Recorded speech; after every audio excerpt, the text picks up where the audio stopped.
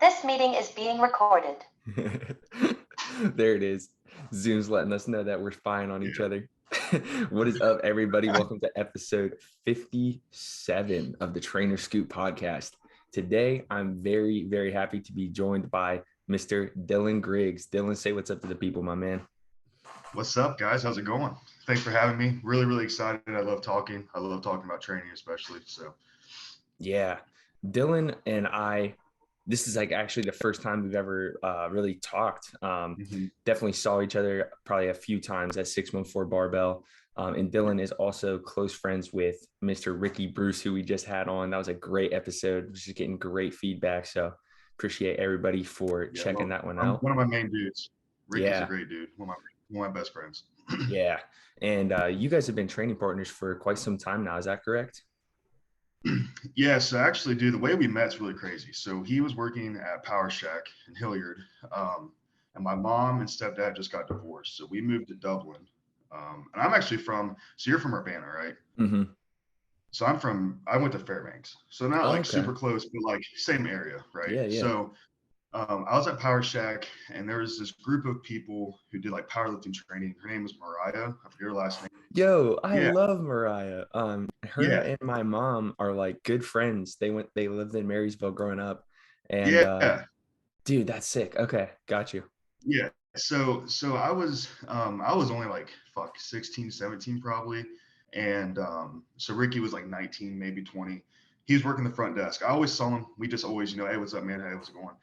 And so I was lifting one day, and Mariah's like, she just asked me, like, where are you from? I said, I'm from Marysville. She's like, oh, no way, I'm from Marysville. I was like, oh, that's cool. She's like, that kid at the front desk, he went to Triad. I was like, what? No way. Like, why the hell did this random kid go to Triad? Like, that's one of my rivals for football and stuff. And so I just, that's literally how we met. Like, we just met by chance. We both grew up in the same area, probably played football against each other.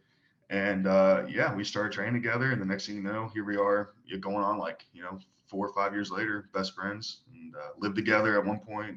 And yeah, he's a great dude, man. Yeah. So dude, it's a small world. It is. That is crazy, man. And yeah, dude, Mariah, I mean, I'm sure like she's influenced you over the years with just getting you into powerlifting, to like showing different things here and there. Apparently she was a monster. Apparently she was super strong. Have you ever been over to like Lexington in Grove City? A few times, yeah. Dude, she always used to have me come out there and do a whole bunch of random stuff. Like she was trying to get like video going at one point, like a lot of how-tos. So I'd be out there, and then I would be helping out with their training crew, just seeing dudes squatting like 900, like spotted 1,000-pound squat out there once. And I was like, dude, this is next level. But yeah, like pretty she's cool. A great person. Super nice. Yeah. Super nice person. Yeah. Honestly, not saying without her, but like it might have postponed me and Ricky like becoming best friends. Yeah. Like has she told me like, yeah, that kid's from Triad. Like you should go talk to that kid. Yeah, dude. I'll have to shoot her a text and be like, I just had 2 of these people that on the podcast within the past couple of weeks. Yeah. Oh, yeah. I'm sure she definitely remember both of us. Yeah. Yeah. That's apparently sweet. she still trains at Power Shack. I haven't been at Power Shack in years. Yeah.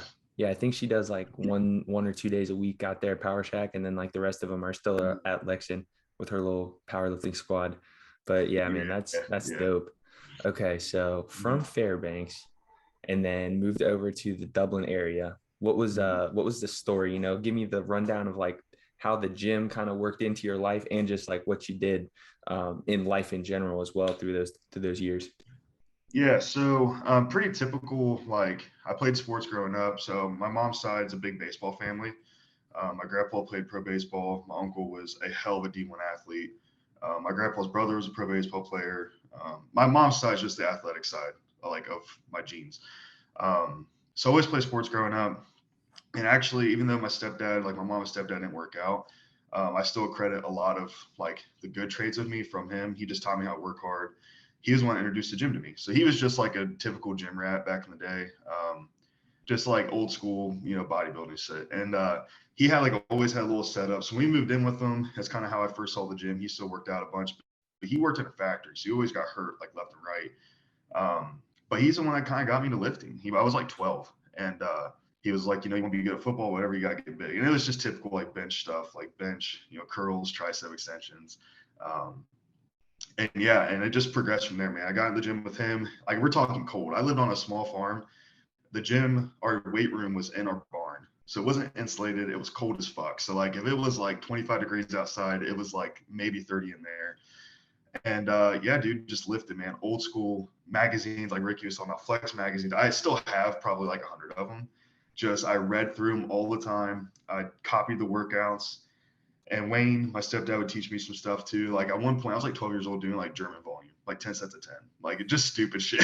Like I didn't know any better. Like I was just like, I was super sore. Like, this is what it's supposed to be. So Right. it kind of progressed from there. And then got more into football, like middle school, 8th grade, freshman year, and started looking for football. And then my whole thing with Fairbanks, like small schools, you probably know about this, is like politics is really big. So like like certain kids get treated a certain way, no matter how good you are. And I wasn't like a freak stud athlete, but like I was very like above average athlete, I think, like personally, especially with baseball and football. Just I was always a bigger kid, and so I want to say my sophomore year, which broke my heart because I love baseball. Our baseball coach, I'm not going to name drop people, but I don't care if they see this. So like he was just a dickhead, just like super political. Like we had tryouts, but like he had his lineup made regardless, and just never changed it, never changed anything.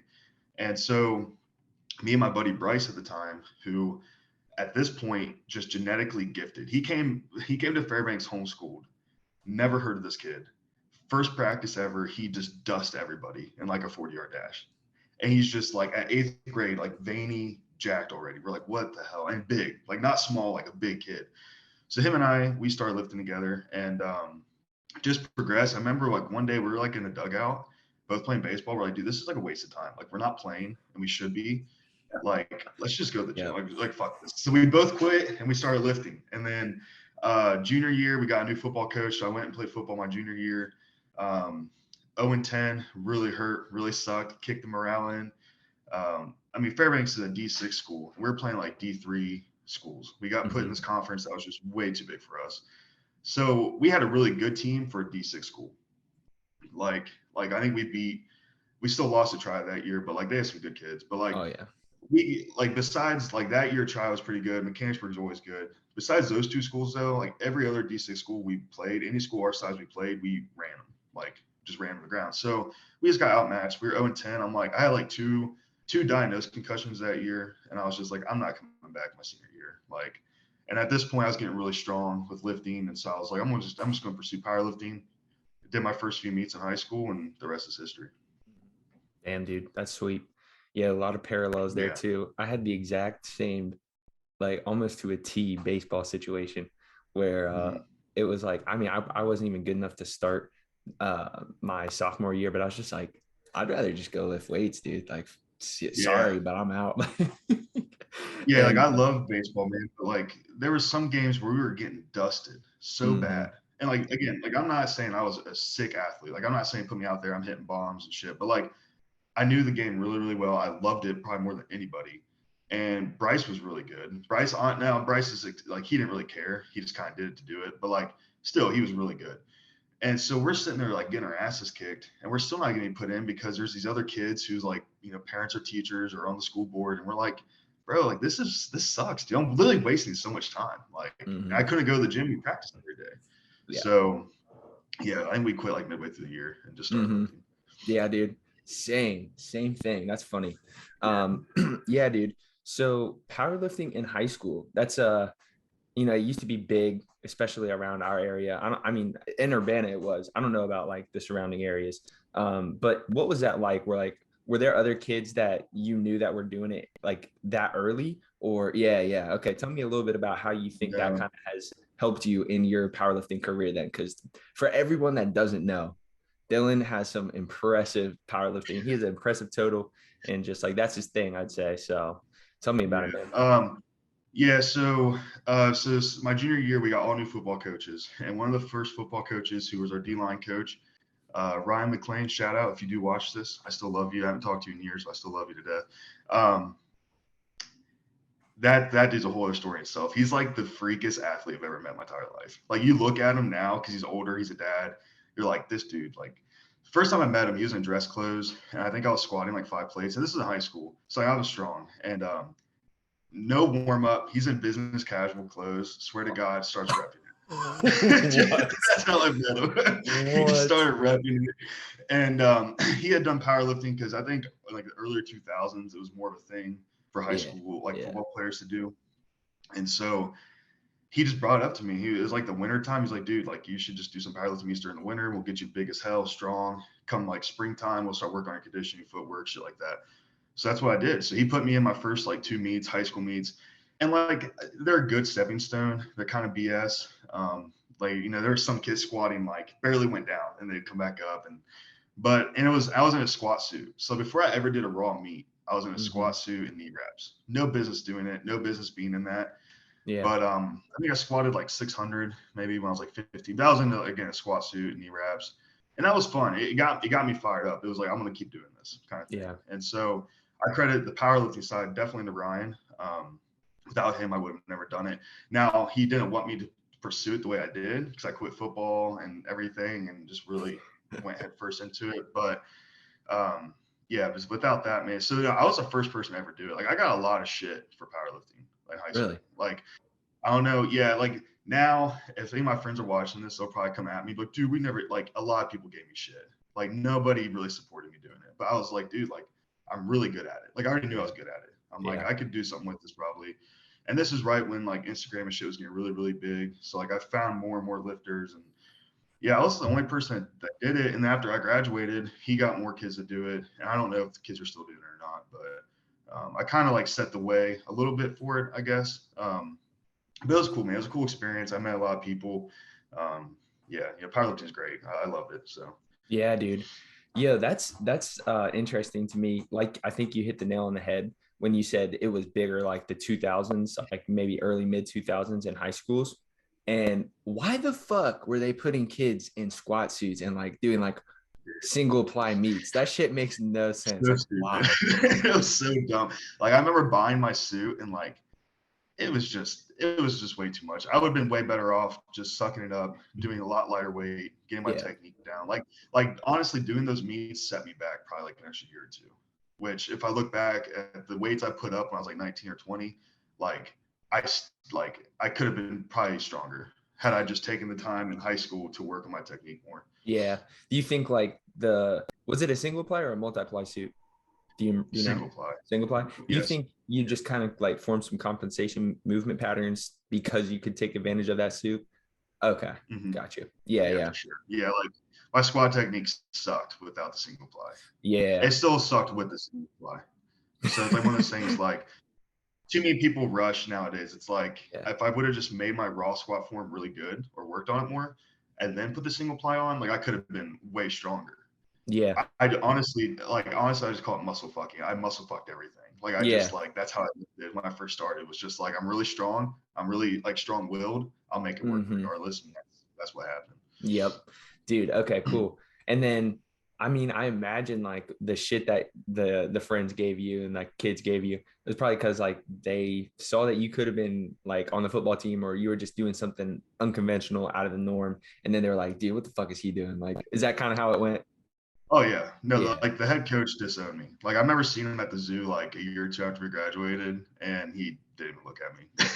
I went like out of my way. Yeah, I went out of my way. Like, hey, what's up, coach? And I think he like gave me like a little "what's up, man," and just kept walking. Yeah. Like, damn, dude. Like, oh man, yeah, that's always tough. Like, so I feel that. Yeah, like that's another thing. It's like during the winter, like we're a small school, so our weight room's just our weight room. Yeah. And I would lift right with the football team, but not lift with them.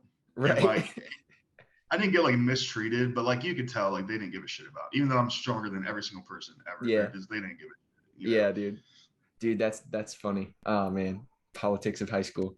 Yeah, dude, I hate it. It's the worst. So, when did you transition into like raw powerlifting? Yes, like right after. Well, not right after. I think my senior year, I did USAPL Nationals, Raw Nationals. So obviously I did a meet before that. So I had done 2 raw meets my senior year, and then just progressed from there. I did like 3 or 4 meets in sleeves, and then I got into knee reps for. I guess actually looking back, just 1 meet. I only did 1 meet in knee reps. Oh, really? But then I haven't competed since 2019. So yeah. So you did Raw Nationals. What would that have been, like 2017? For USAPL, that was Yeah, 2016. 2016. Okay. And man, like you said, like powerlifting Instagram at the time, it was popping. That might have been like close to, if not the peak. I don't know. Yeah, it Around had maybe. just popped off like really big. Okay. Okay. Got you. Got you. So maybe not the peak Like yet, that but was like the first time I've heard of John Hack. Like yeah. that's when Yeah. John Hack was still doing USAPL. So like I saw John Hack at the Nationals meet. I saw a bunch of dudes, and then it's just when it first popped. It's when it first became like a thing. Like Yeah. people are going to start doing social media for a living, kind of thing. Yep. Yep. Did you ever gain any type of like notoriety? I mean, I know you're not like crazy active on social media, but like at the meet when people saw you putting up big. Okay. No, I mean, not really. Yeah. Again, like Ricky talked about, more so us being around people like Joe, that helped give us a lot of really good connections and Yeah. really help me learn a lot. And yeah, I mean, if you go on my TikTok, when I lived in Texas, I was doing TikTok for a while and I got some traction there, but it's hard for me, man. I'm just not naturally like one of those people. Like I record a lot of my sets still. It's just I don't know. Everyone does it now, so I'm just like, it's like I'm not gonna fight for attention. Yeah, I feel that. But man, you demand attention because the video I saw on your Instagram just pulling, what was it, 720, like it was nothing, man. It was crazy. Yeah, that was first sumo pull in like 2 years. That's wild, dude. That's fucking wild. Okay, so I want to bridge that gap before we talk about that. So you did that Raw Nationals meet probably around senior year or that time frame, and then what happened in between like then and then you eventually started working with Joe, correct? No, so I actually never worked with Joe. Okay. Just honestly, we were just really tight. I just met him at the gym. Yeah. I think he just saw how strong I mean, I knew who he was. Mm-hmm. And I think he saw like my squat form needed some work. My bench at the time sucked. My deadlift was really good. My deadlift's naturally always been really good. That was like one of the first things my stepdad, like we kind of found out I was really good at, was just deadlifts. Like I have a picture in my barn still. I wish I had it. If I have it, I'll send it to you. But it's me deadlifting like 300 pounds at like 13 years old. And like, it's like in our barn. And that was the first, like, I think I pulled 500 in high school. Almost 600 that senior year, that USPA or USAPL Nationals. Yeah. So deadlift's always been something natural for me. But yeah, I just met Joe, talked to him. He's really down to earth dude. If you don't know Joe Sullivan, one of the nicest dudes in the world. Like, if you ever see him in public, don't be scared to go up to him. He loves talking to people. He loves helping people out.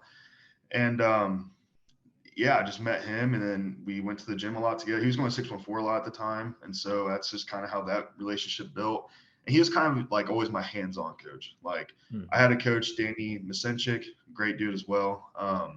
Strong. That's the only coach, super strong. That's the only coach I've ever really had. But Joe, obviously Danny being in Cleveland, Joe being local, Joe always helped me technique-wise. Joe was always there to coach me on technique, help me when I needed stuff. And Danny just gave me the programming. I just followed it to a T. So, dude, funny story about Danny. I did like the powerlifting club at OSU for 2 years, like my freshman and sophomore year. In that freshman year, they took us out to the back when it was the S4 compound at Elite FTS, which was I personally loved that. Like it just had a little bit more of like a hardcore feel to me, like raw type gym. And that's when Danny was out there. I think it might have been like the first time that they kind of like had eyes on Danny because he was just putting up stupid weight in front of Dave Tate, and man, they were like, Mac, yeah. I remember those guys. They were just like looking at them. I think they were probably 4 years older than me at the time. I was like, holy shit, like this is crazy. So two people to follow for those of you who might not follow Joe Sullivan or Danny. Is it Misenchik? Is that how you say his name? I think that's how you say it. Yeah, sorry if not. But like Danny, well, dude, both of them have all-time squat records. Yeah. So if you don't follow them, these aren't just jokers. These dudes are legit as fuck. Like everyone probably knows Joe, but some people might not know Danny yet. Danny, I mean, he's getting a lot more exposure because of the squats he puts up. Yeah. And he's up there. I think I see him training at Old School Iron, if I'm not incorrect, in Cleveland. Have you been up there? Yeah. Yeah. Have you I've been up there once or twice. Yeah, I've been up there once or twice. I think Danny might have started a gym. I don't know. There's another gym that I see he trains at. And when we were when we still worked together, he had mentioned he wanted to open a gym.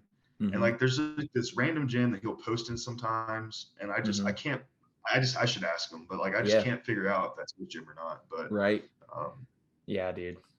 Cool like connections to have and places to go see for all the powerlifting enthusiasts out there for sure. For sure, yeah.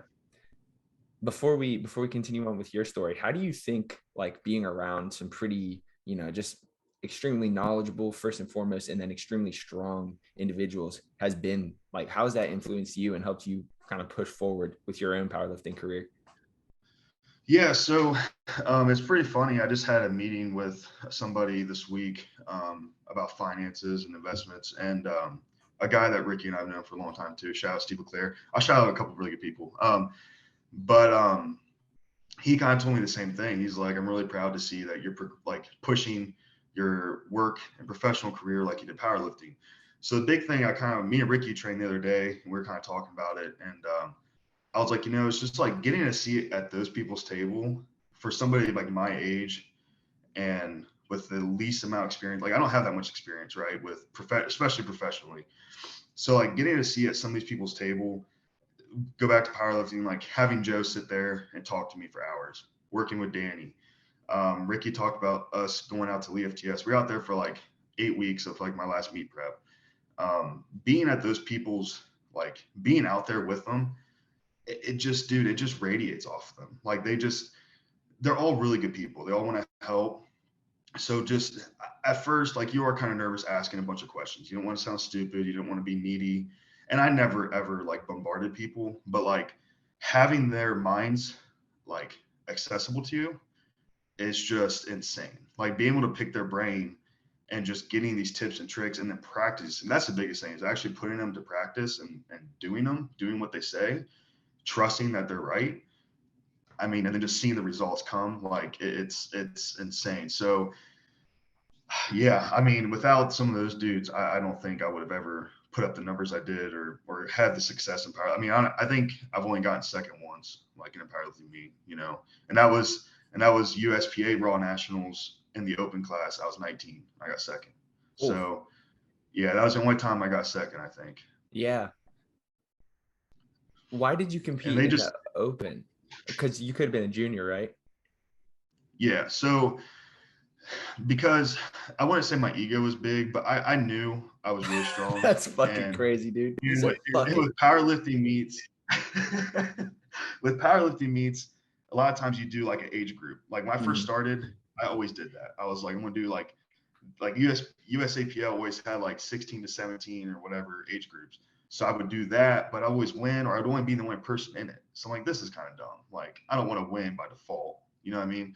So after like my second or third meet, I just always did the open because I'm like, well, if I win, cool, and I did. And same with the USPA Nationals. I think I only did open that meet. I was like, I don't care to win a junior like it doesn't mean shit to me. Like if I'm gonna win, I'd much rather win the whole thing. Dude, that's hardcore. I love it. Yeah, yeah. So it's just the way I looked at it, Yeah. Ricky's the same way with his bodybuilding. Like that's why he did the open, because he knew he'd probably be the only person as a super heavyweight bodybuilder. He's like, so I'm gonna do the open and win because he doesn't want to win by default. We don't put in this much work, dedicate this much time, put our bodies through this shit to win by default. Like no, like that's not how we want to do things, Yeah. No, I 100% agree, dude. It's like one of my friends is like, when I got a little bit lean over the past month or two, he was like, dude, you could just do like a men's physique show. I'm like, yeah, but like that would just, if I did well in a men's physique show, I'd rather get fucking last in like a natural bodybuilding show than do no offense, but like I feel you there. Yeah. And there's some people who, and if you'd want to do, like, especially if you're really young, like when I was like in high school, like it's different. I want to get my feet wet. Yeah. I wanted to keep going. So like, I'm not going to do the open as a high schooler and just get my dreams crushed and like get shit on all the time. So like, yeah, I did, but I would do both. Cause I'm like, I just want to see how I do, and so, yeah, so that's just the way I've always looked at it, is I don't want to ever win by default ever. Right. Yeah, man. you said when you were sitting down with that the dude that you shouted out, sorry, his name's escaping me. Steve. Yeah. Steve. So you said when you sat down with Steve, you know, he kind of complimented you on your ability to apply that powerlifting mindset and how hard you've worked, how diligent you've been to your like professional and finances as well. So like, what does that look like for you? Like, what do you do? And how have you applied specifically some of that same mindset over to your work as well? Yeah. So like he said, like I pick a lot of people's brain, and professionally, I've been really blessed with some of the connections also. I worked the guy whose house I live in. He's one of my old bosses, but I keep saying old boss. We're just really good friends at this point. And he, very successful guy, 100% man, like self-made. And I picked his brain a lot. Steve, same thing, I pick his brain a lot. My current boss now, I pick his brain a lot. Like they're all much more successful than me. So that's the biggest thing is like, if you have these people at your disposal and you show that like you really, really want to succeed, like you don't just talk the talk, like you, what they tell you, you put in practice, or like what they teach you, you follow that. Um, it's going to work out. And a lot of it's patience. Like, I think powerlifting happened a lot faster than I anticipated happening. I think I just got really big, really strong, really fast. Awesome, cool. Um, Professionally, it's not the same. It takes a lot more time, like a lot more patience, building, investing, saving. Like it takes a lot more dedication and discipline to me professionally to like get to a certain point. So right now it's kind of at the point I'm at where like I make pretty good money.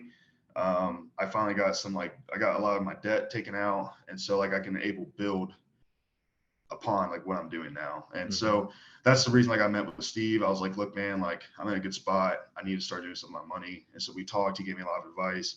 Same with Alex, the guy's house I live in. I talk to him all the time, ask him for advice.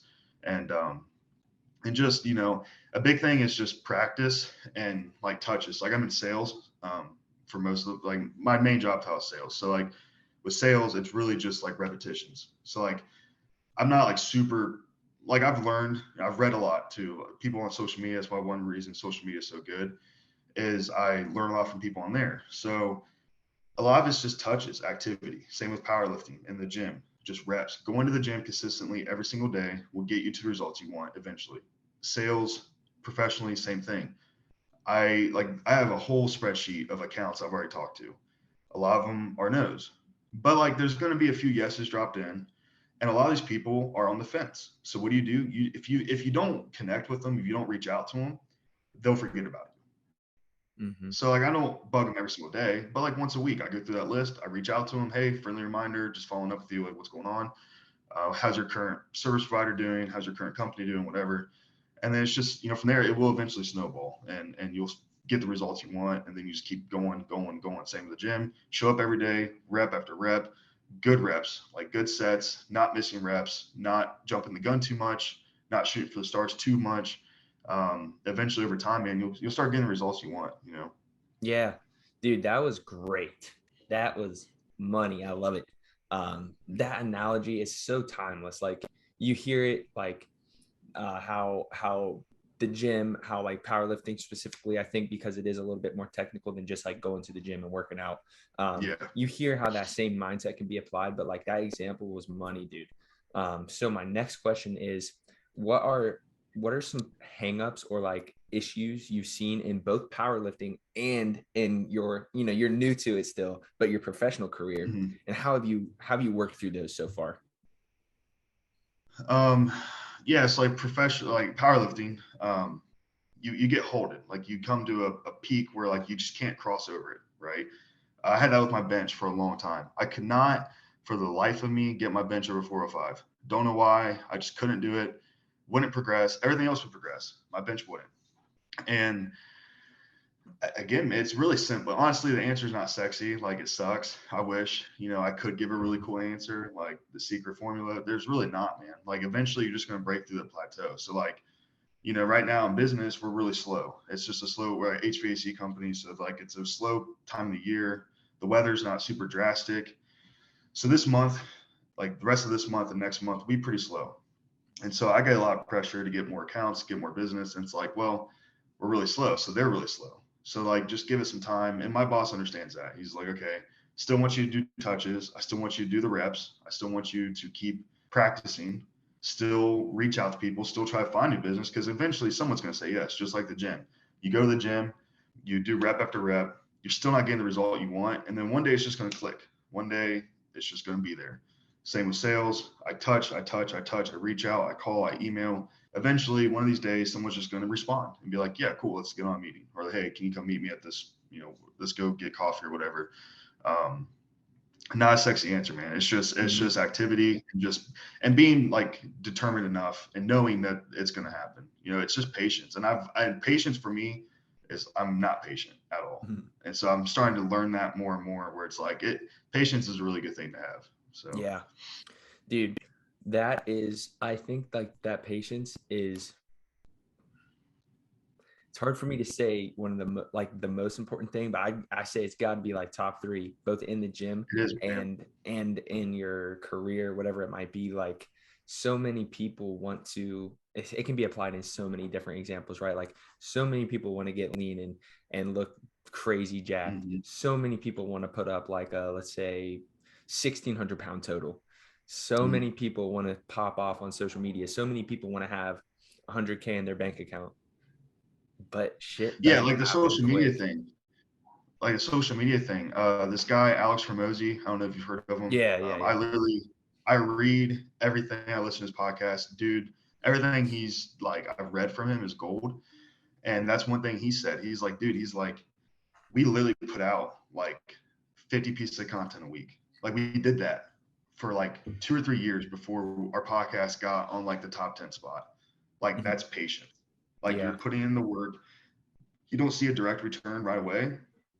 And you just keep doing the activity, snowballing, more and more places, more and more social media platforms. And the next thing you know, they pop off and they're a top 10 podcast on Spotify.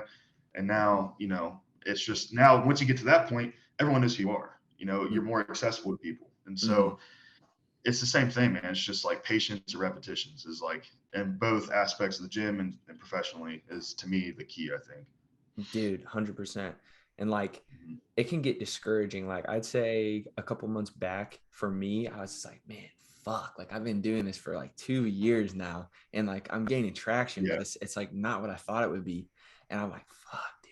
Like, I don't know. Yeah. So Alex, the guy's house I live in, Alex, he has a podcast that I help him with. It's a business podcast, Downloading Dollars. Check it out. And he has a thing in the studio or office that they film in. And it says something about like 30 podcasts, like it's a huge number, like 90% of podcasts don't make it to 30 episodes, but the ones that do are the ones that end up sticking around. So that's been his big thing. It's 30 episodes. I don't care if we get one like, if we get one listen, 30 episodes. And then from there, you will have traction to some degree, Yeah, dude. It's such an important thing to do, and just like continuously persevering through. And before our little break happens here, have you found something similar that's happened? I mean, you mentioned your bench, but like, have you found an instance in powerlifting or just lifting in general where you're like, dude, I don't know if I want to keep putting the same amount of energy toward it, or has it always just been, you've had that mindset? Honestly, man, I've always had that mindset. Honestly, I've stepped back a lot. Like, after my last meet I rushed, tried to do another meet towards the end of that year. Ended up not doing it. I went to North Carolina. I weighed in, didn't go to the meet. I just didn't want to do it. Real bad anxiety and shit. And so that's what kind of I realized. I'm like, I need to slow down. And like, I was on the gas 120 mile an hour, like chill, relax. And so now I give myself a lot more grace, where it's like, okay, recovery is really important. So like, the biggest thing for me now is like, I always eat well. I always recover well. Like, I listen to my body more than I ever listened to it. And do I look as good as I have before? Like, it's biased. Like, to me, I don't. Some people think I look better. But I feel a lot better. Like, my body does not hurt nearly as bad. So no, not really. I've always had the mindset of just like, go. So I'm trying to honestly do the opposite, where it's like, relax, give yourself some grace, but like, also, like when I feel good, like I still push really, really hard. Like, you know, I push really, really hard, but I try not to go over the point where it's like, holy shit, you know, like where I'm like done for like 2 weeks. And because the consistency is a big thing, you know, you can miss one day, but if you miss 2 or 3, that turns into like 5 or 6. And then, you know, a snowball effect that way. So, yeah, man, dude, it's crazy how like, so like in college, getting nerdy with the exercise science stuff, you learn about like periodization models, right? Like you're pushing, you got to let off the gas a little bit, then you can push even harder, but you can't always just linearly push. So that's a great point, man. And I learned that because for a while I was like this, like I was progressing. There was no step backs, but then I had a couple step backs where I had to like restart my form, learn technique again, and it sucks. It's like, you know, again, I could have been way up here, going like this. Instead, I'm here. Yeah. This meeting is being recorded. Alrighty, guys, back from our Zoom break. And man, I just got to say, Dylan, dude, this has been a fucking banger of a podcast already. Like, this is good stuff. Yeah, I told you, I love talking. I really appreciate you letting me hop on here with you, man. Dude, 100%. I want to talk about like some X's and O's of training, like get into the fun stuff, get into the gym talk. But as a quick aside, before we get that, I don't know if you've ever heard Rickey talk about this dude, or if you've ever even met him. Maybe his name is Brandon Dunham. He did a body. Yeah, he did a bodybuilding show a year ago, and then he wanted to switch into powerlifting. So I've been working with him on this prep. We're going to the Kentucky State Championship on November 12th. And man, I just texted him as this was downloaded. I was like, yo, we need to go get a session in with Rickey and Dylan, because like that shit would put him next level. Yeah, I think I made a new Instagram and like a year ago, and I think him and I used to follow each other, my old one, but I do know who you're talking about. Yeah, dude, just a freak athlete, like tweaking the little things here and there, and making sure like pulling him back so he just doesn't go like ape shit all the time is like honestly all I have to do. But like studies up on form, studies up on like so many things so well that he's just been like a great client to work with. And it's been interesting because I'm sure you can kind of relate to this with some of your preps. Like we're in that really tough part of the peak where like it's just like shit's tough. Like you're under heavy loads. You know, I'm being real strict on form, like just roasting him and trying to like get him to do things more than I ever have, and really dialing it in because we have like 4 weeks left. And yeah, I mean, I'm just curious to see, before we get into like the specific talk, if you have any advice to him and competitors as a whole, like in terms of like the peaking, when like, you know, the program kind of gets boring. It's so specific to powerlifting that like it's not the most glamorous thing. You're just lifting heavy ass weight, and it can kind of get monotonous. But interested to hear your thoughts. Yeah, so Danny, he could vouch for this. Joe could too. So when Rickey and I lifted at Elite, Joe was out there a lot, and I literally did 2/3 of my prep for the last meet at Elite, and they had their summit there the one week, and we went out, and I had squatted in front of like probably like a couple hundred, like probably 100 people, and it was like, honestly, dude, maybe like my 3rd week ever in reps. Oof. And I felt strong, dude. I felt strong. I was like, fuck it. People were out here. The energy's high. I mean, energy is like fucking sky high. And I still have the video, dude. I squatted like 650 for like sets of 4. And this is again like my second or 3rd week in reps. Yeah, dude. Like my 2nd or 3rd week ever in reps. And also I self-wrapped. I never had people wrap my knees. I think that day, Tony Montgomery, he's like out like on the West Coast, he had wrapped my knees a couple times, like for 2 of my sets. But anyway, I felt really good. Energy was high. That's way over the weight I should have went. Like I was doing RPE at the time, and I was newer to RPE, and I wasn't bad at it. With RPE, it's hard for me to gauge. Like if you don't record the set, because during the set it'll feel brutal. But then I look at the video, I'm like, damn, I could have done like 4 more reps probably. So like that 645, it taxed me so bad. because it's hard to progress. When you go that far over what you're supposed to, you can't progress. So like the next week I went out there and I was like 645 for a set of 4. I think if I remember right, it was like a set of 3, like sets of 3 the week after. And so I went up to like 675, buried me, like legit buried. I got like one set, legit brutal, almost crippled me. And then I had like 2 or 3 sets that day. The second set, I don't even think I got like 2 reps. And it fucked me.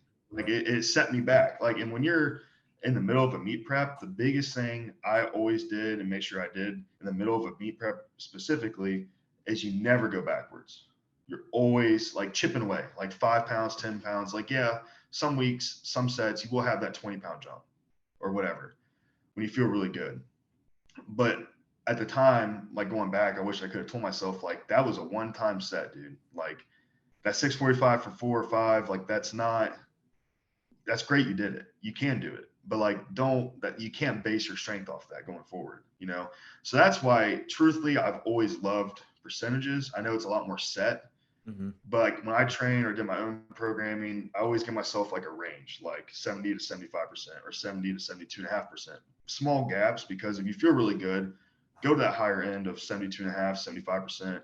But if you're not feeling that great, stay in that 70%, hit your reps and move on. But like you can progress that 5% gap a little better. So yeah, like if you overshoot, you're going extra every single week.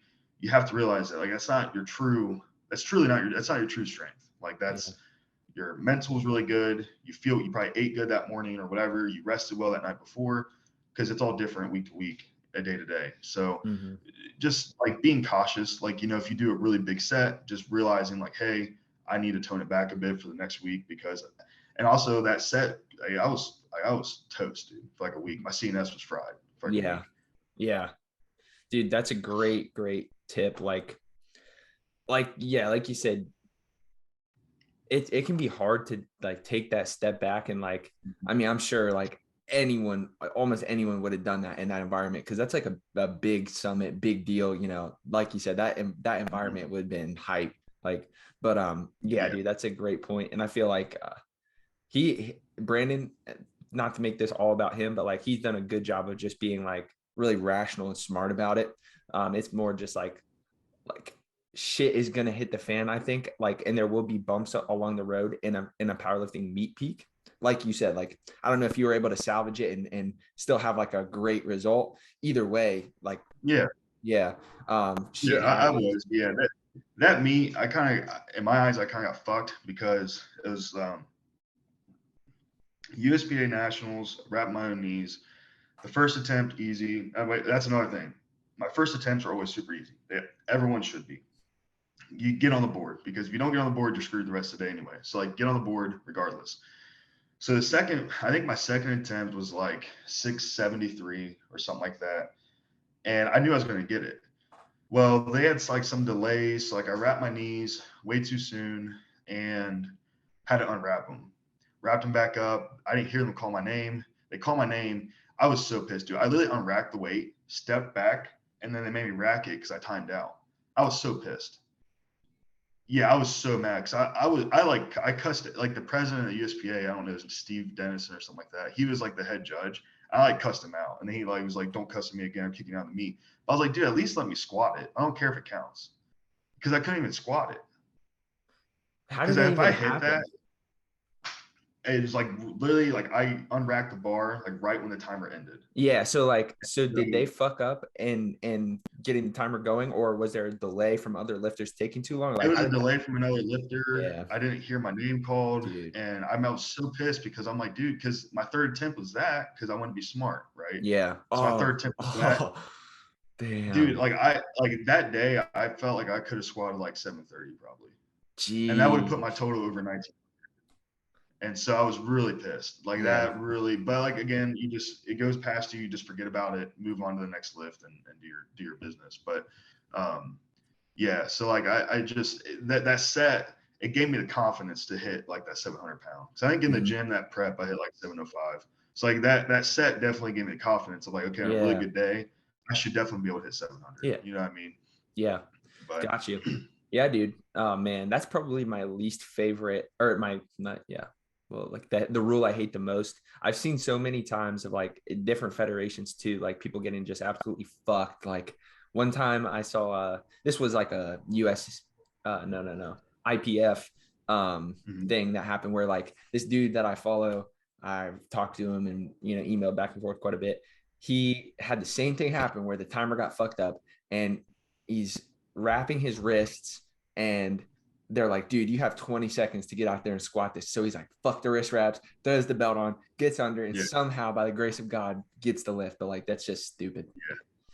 My biggest argument was like, at least let me squat it. I don't even care if it counts. Yeah, like dude. I was already back, step back, I already taken my breath, and they're like, rack it. I'm like, are you fucking joking?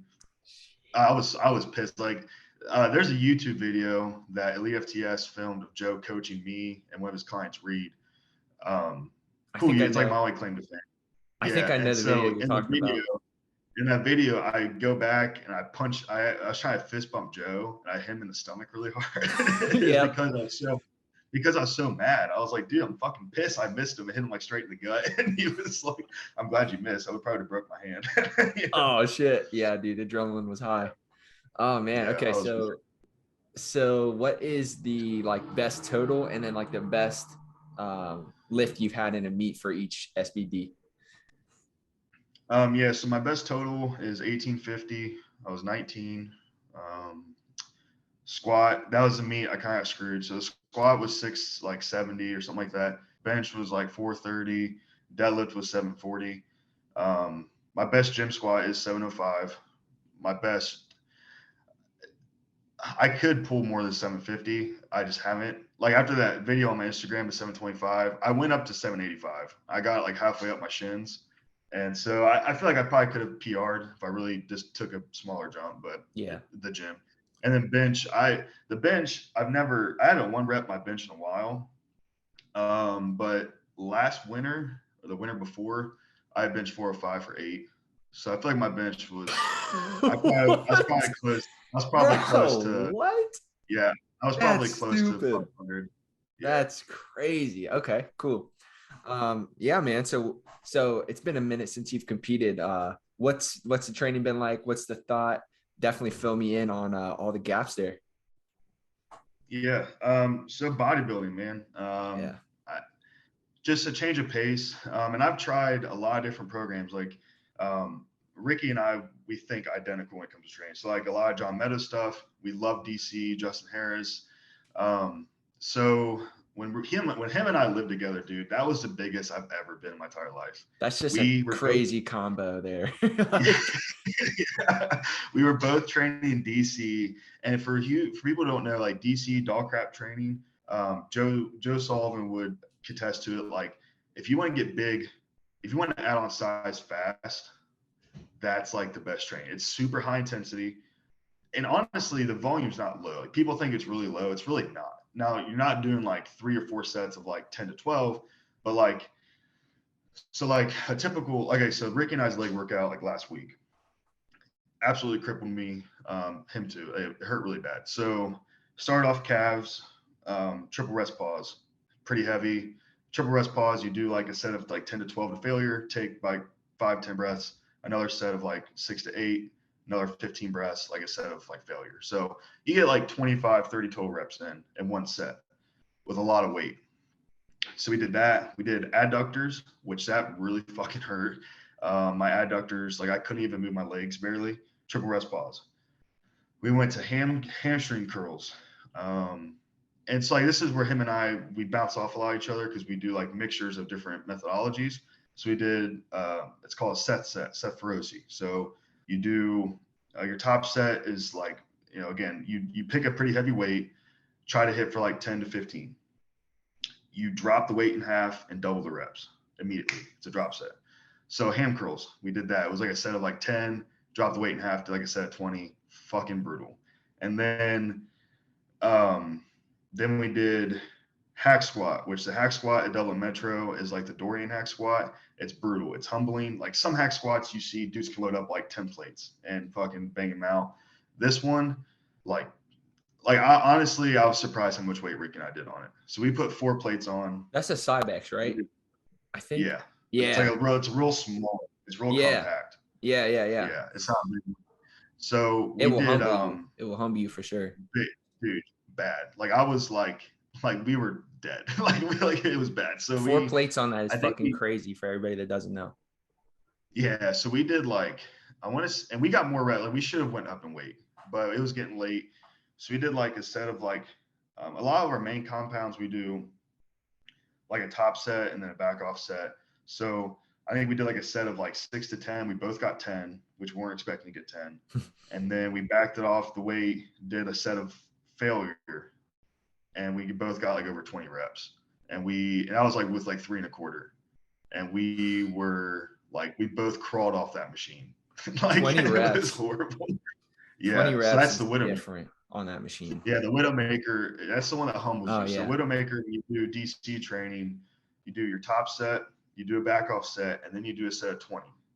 So that's where like a little volume comes in. So like, there's a lot of intensity at the front, but with some of those sets of 20, and Ricky and I have had this hard time because honestly, we're both really humble. He's more humble than I am, but like we both know we're really strong. We get it. And so like for us, our lightweight is still most people's like top weight. So like when I say some of these weights, don't be like, we're just really strong people, and we're also really strong willed. Like for that set, we went to a very dark place together. Like we were both like, okay, dude, dial in, no bullshit, do the set, get off, And the sets of 20, man, that makes a man out of you, like, big time. And Yeah. we bury our squats, we bury our hack squats. There's no half reps and shit like that. So a lot of my training in the last year or so, 2 years now, has been like bodybuilding, stuff like that. For a while, I did a lot of like, I love Mike Irzertel. I love Renaissance periodization. I know you won that contest. Pretty sweet. Congrats. I love the stuff they put out. Like that's like the reason why, I don't know. That's why I love training with Ricky, because we both have like a bro mentality. Because there's a lot in Irzertel, I think, would say it too. Like the bro methods, like there's some, like they make some sense. Like they're not completely just out of the water. But if you live off those, like, you're missing out on a lot. So like we take a lot of their stuff, a lot of John Meadows high volume, and a lot of DC's high intensity, and kind of just blend them all together, like, and I love it. It just keeps things interesting, and we both track our stuff. Like we both have log books. We both make sure week to week, like if, 1 week we did hack squat and we go and do hack squat a week or two later, we make sure we progress like on that weight, or the reps. Yeah. That's dope, dude. Hell yeah. Oh, fuck. We got to get a training session in sometime. Yeah, dude. Yeah, Ricky, we've trained a lot since the last couple of weeks together, and it's been like just the other night, it was late, and he pulled in a double Metro. I live right down the road from Dublin Hilliard, or Metro Hilliard, and we were going to train together, and he called me. He's like, dude, I really don't know if I want to train. He's like, you still want to train? I'm like, yeah, like if you want to train, like I'll come train with you. He's like, I can't train by myself, so I'm going to come to Hilliard. So he met me at Hilliard, had a sick leg workout. Like both of us were just like, we don't want to do this. But then again, dark place, pit shark to death, hamstring curls to death. Like, and you get the work done. It's always how it goes, man. Like you think you're just going to go in, you're like, I don't know. And then it's like some fucked up shit just gets in your mind and you really go in for it. So that's dope that you guys have that too. Like the last, like I was saying, I cut myself a lot of grace the last couple of years after powerlifting, because like when I was competing, I was go. I didn't miss a day. I didn't miss a meal. I didn't stay up late. And so lately I've been giving myself more grace, where it's like live a little bit more. You're only young once kind of thing. Yeah. And so like I've been more easygoing about it. But then towards like the last year, 6 months or so, I was more of like way too easy, where I was like, I really didn't want to go. I didn't make myself go. But man, if I make myself go, you start doing something, even if it's just like walking on the treadmill. A lot of times like my leg workouts, I start with calves, or like sometimes like my upper body workouts, I'll start with triceps or something, like something easy. You just get the blood pumping, you get some music in, you get the rhythm, then you end up having a great workout. And I'm always happy I end up going. Oh yeah. 100%. So would you ever consider competing in bodybuilding, or is it just something that's kind of giving you that break from powerlifting that's been necessary? Yeah. So, I mean, Ricky got me fired up, man, for sure. Like he watching him compete, watching him do his thing. got me fired up. So yeah, I really do anticipate trying to do a show next year. Even though I'm still big, I have to add like another 20 pounds or so of size because I've definitely gotten smaller. Like when Rick and I when we were really big, I got almost up to like 295, and I wasn't fat. Like I was fucking dude. Like How old were you? 21. What the fuck, bro?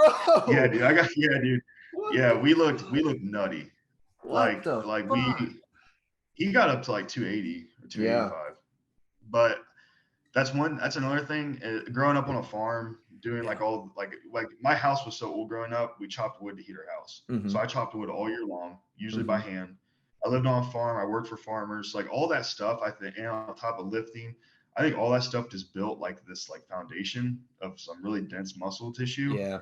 And I've always been able, like I've always carried my weight really well. Like a lot of people see me, like I play softball competitively. So like a lot of people, if I don't know them, they'll be like, "Oh, you probably weigh like 230." I'm like, "No, I'm like 270." And they're like, "What?" And I'm like, "Yeah."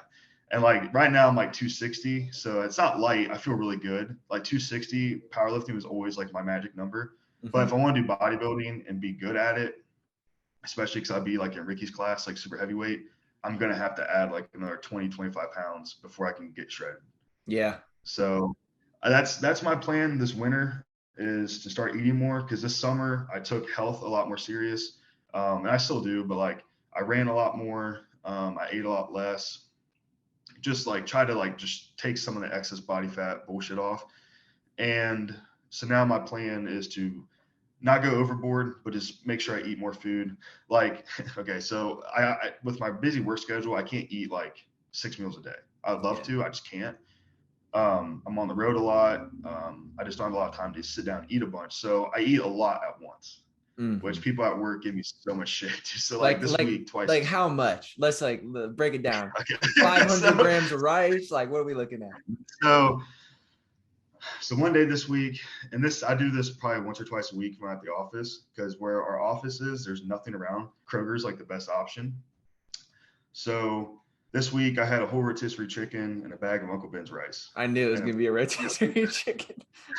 And then I think Friday, I had a whole tub of Greek yogurt and blueberries. Which when I ate the whole tub, people were like, "You're eating a whole fucking tub." I'm like, it's like 100 grams of protein, dude, And I get the plain. I try to watch the sugar. Like I get plain Greek yogurt. Well, I put honey in it. I put a little bit of honey and blueberries in it and mask the flavor a little bit. Oh yeah. But yeah, I'll house a whole tub of Greek yogurt, Damn. But it's just you have to get your numbers in. You have to get the protein in. So yeah. Damn. So that's so my goal is just to try to add some like quality size this winter. Get back up. I don't know if I want to get to 290 again, but get back up to like 280, 285. And then hopefully by springtime start, coming down. Yeah. Even if I don't compete, I really want to get diced like one time. I want to get like, but for me, same with powerlifting, I can't just like progress my strength without a goal, without something at the end. So like for me to actually make myself get super lean, I'm going to probably have to sign for a show to do it. Yeah. I feel like you, that's what I would think just from hearing your story. What do you think some of your like lagging or like weaker points are on the physique that you're trying to build up before you would potentially do a show? For sure, my arms, like my biceps, for sure. My rear delts, like my upper back and calves. The rest of it's not bad. Like my legs, and again, this is a problem like Ricky and I had a lot was we compared ourselves to like these dudes who are way up here, right? So like we're, even when we were younger, and we're still younger, but like when I was 21, he was like 24, and we're like looking up to these dudes. Like he's comparing himself to fucking Bumstead. I'm comparing myself to fucking Chris Duffin or like, like these dudes who are like the best of the best of the best. And so that's what really made us get better. Cause like we would compare ourselves to those guys. We're like, well, we can do that. We work towards that to get like, and so now I compare myself to Ricky and I'm like, I'm never going to have legs like that dude. So like, I need to forget about that. Like no one, like I'm never going to have legs that big, but like my legs aren't small. They're really strong. And so I'm like, I just need to get more blood in them. Like I just need to get, just a little more volume to them. So as the training goes on, like this winter, will primarily be DC training because, again, you add size really quick. I'll probably get back into squatting more frequently. But again, squatting with the heavy weights we squat, it kills you. Like it hurts. It's not fun to do. You can't do it weekly. Like there's no way I could go squat weekly. So I love the pitch shark. Pitch shark to me, dude, like it should be mandated. Every gym has one. Yeah. It's like there's nothing better than pitch shark. It's so much better than the rogue bell squat too, in my opinion. Like, it's just, dude, there's nothing that compares to it. Yeah. So this winter will definitely be like add mass, add size. Come like January, February, I'll probably try to tone back the intensity and just try to get a lot more volume in. So nice. Yeah, I would really like to compete once. It'd be fun, I think. Yeah.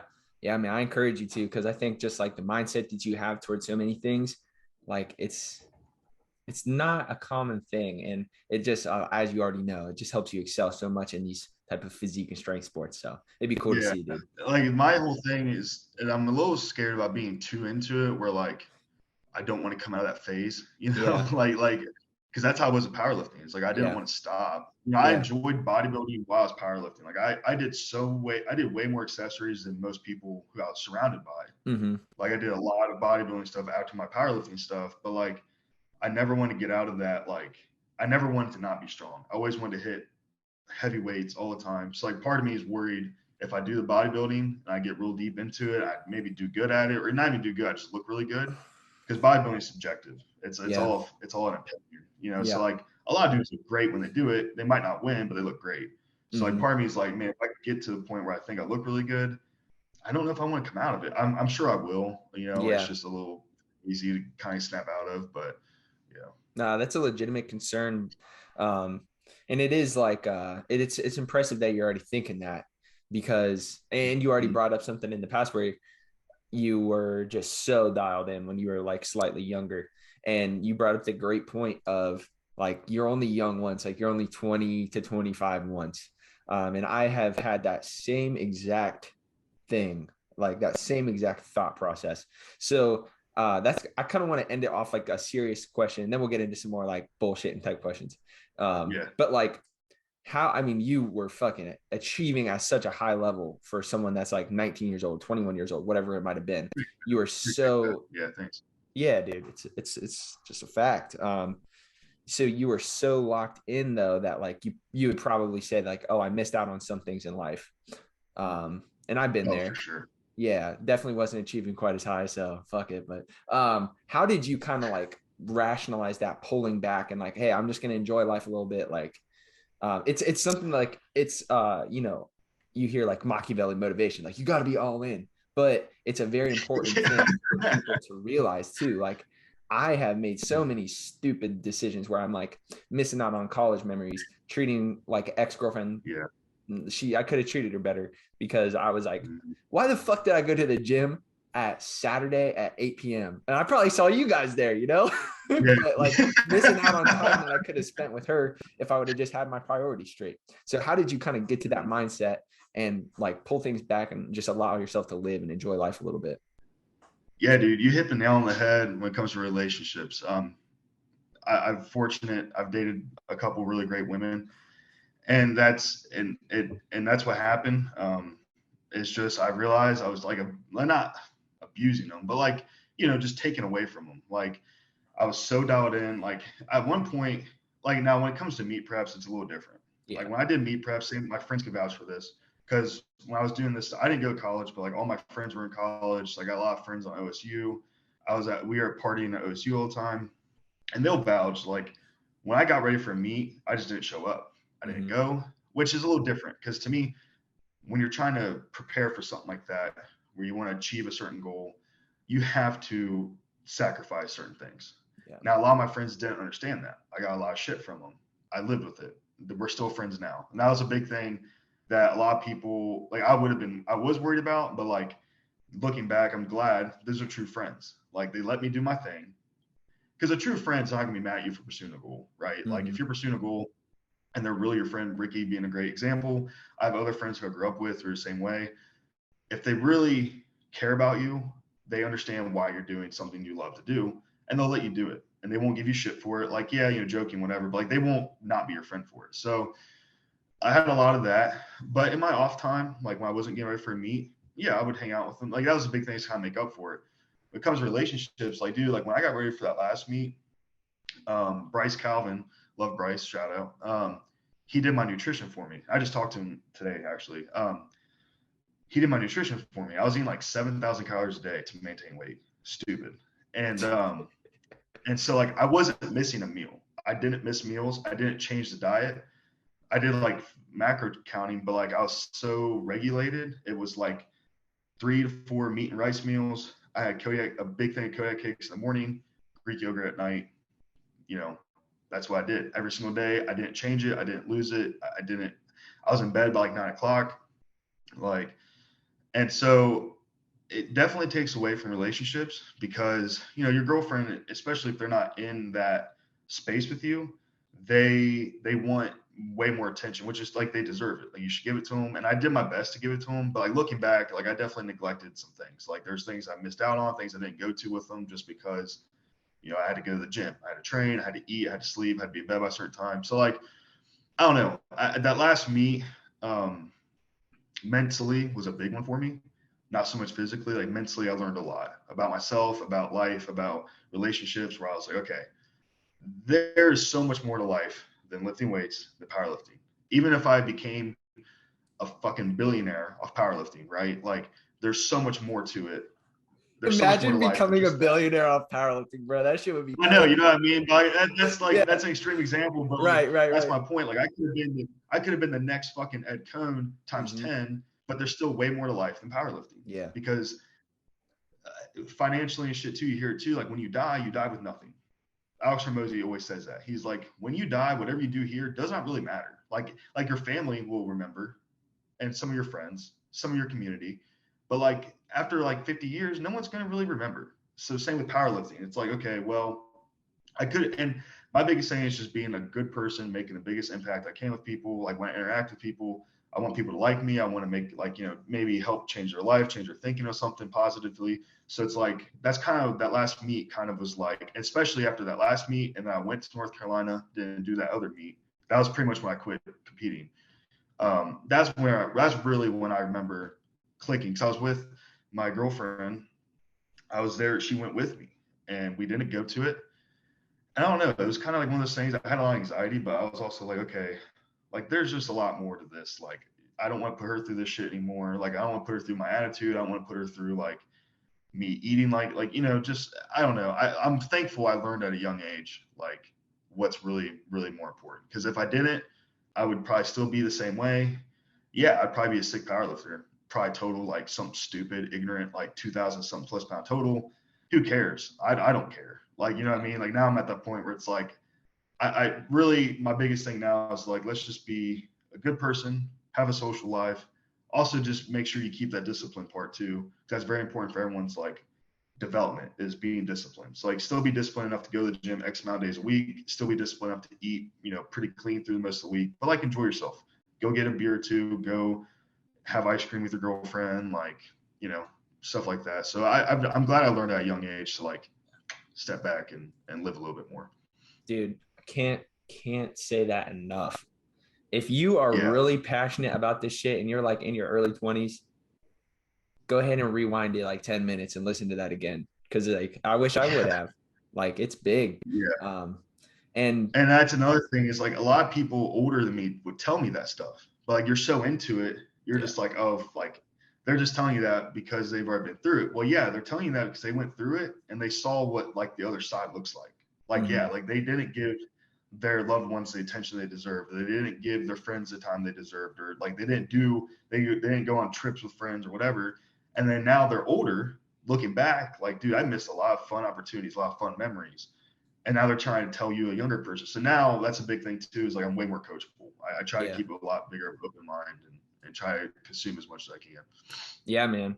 That's a really good way to end the constructive series part. But I want to be conscious of your time, but run it out with some fun questions, some cool stuff as we wrap up. I saw this on I think Bryce was posting about this, and Chris Beal as well, that I want to ask you. So you got 3 pieces of equipment that you can take to an island, and it's the only things that you can work off of for the rest of time. What are you taking? So I saw that. Can you count like if I say a squat rack with bar and plates, does that count? I say that's one. Like, yeah. Okay, cool. So yeah, a squat rack with bars and weights, with a bar and plates. Pit shark, chest supported T-bar row. You don't need anything else in the world. The chest supported T-bar row is goated. Every gym, again, the pit shark and a chest supported T-bar row should be mandated for every single gym in the entire world. Dude, no, I agree. I'm trying to think of my favorite row variation, and that's been up there. Like, that's it. Like Ricky was talking about that as well. Like the chest supported T-bar row, he loves that shit. Dude, yeah. Like, dude, shout out real quick, because I know he'll watch this probably, or maybe not this far in, but Harry Stinkelman owns a gym in Mansfield called Fleet's Gym. I love 614. I really do. I love Eric, love the gym. I love Elite FTS. I will make this statement. Fleet's Gym is hands down the best gym in Ohio. This dude's gym is fucking so legit. It's old school bodybuilding mixed with new school powerlifting. He has 200-pound dumbbells. Yeah, like it's fucking sick. Like I love that gym. So every time I go up to Mansfield, I train there. Great dude too. Like fucking, that's where I pull that 725 at. Great dude. Yeah, that gym is fucking sick. It literally has anything and everything you possibly think of. Damn. Oh shit, I might have to make a trip up there then. I'm gonna try and make Ricky, because Ricky worked up in Mansfield for a while when we lived together, like once or twice a week. And I always told him, like, dude, just run over to Fleets, man. Like they're open late, go over there and train. And he never made it. So we're trying to coordinate something. If you ever whenever you come back to Columbus, man, if you want to go up there and train, we can do like a little hour road trip up to Mansfield. That'd be dope. Yeah, that'd be cool. That gym's sick as fuck. Yeah, I like it. That's good selections there. Let's say, what's the go-to like off-plan meal, and then what's the go-to like meal? Obviously, you've inhaled a fucking crazy amount of food over your career. What's the go-to like clean meal that you just never will get sick of, and the go-to off-plan meal? Go-to on-plan meal, simple, not sexy, meat and rice. Chicken and rice, lean beef and rice, steak and rice, fish and rice. Fucking love it. I'll eat it because I love cooking, and not to like be a dick, I'm really good at cooking. Any of the women I've been with, my mom, they all vouch for me. I'm great at cooking. So like I love even clean, like a lot of, like, you know, I'll make tilapia and rice, and you can't even tell that like there's no added fat to it, you know. So like I love fish and rice, meat and rice. Off plan, I'm a slut for pizza, bro. Fucking pizza, dude. What kind? Like Jets in Ohio, Jets. I don't know if it's like a national chain. They're 8-corner chicken bacon ranch pizza, dude. Oh Damn. My god, Sounds fucking great. It's like so good. It's ridiculous. Or Roosters. I love Roosters. Oh man, I will destroy some Roosters. Yep, 100%, dude. It's one of those things. It's like embedded in me. I have a hard time really going off the deep end. Mm-hmm. Like even when I cheat, like some late night snacks and shit, like sure, but like it's hard. Like if I got to Roosters, dude, I think last time I went to Roosters, I got 2 orders of grilled chicken fingers and like some French fries. So I mean that's like legit, like it's like 6 to 8 ounces of chicken breast and just some French fries. Like I have a hard time going super off the deep end. Again, one of those things I've worked better at over the years is like live a little bit more. You know, you're out to eat with somebody, like don't be standoffish. You know, you don't have to go overboard, but like, if someone gets an appetizer to share, like eat some of it. You know, don't be a dick. And you know, good points, man. Well, shit, dude. Dylan, I appreciate you hopping on the podcast, man. This has been a great one. I'm really looking forward to getting it out. Bro. Yeah. You want to plug anything or put anything out for where the people can find you? Anything you want to promote, whatever it might be?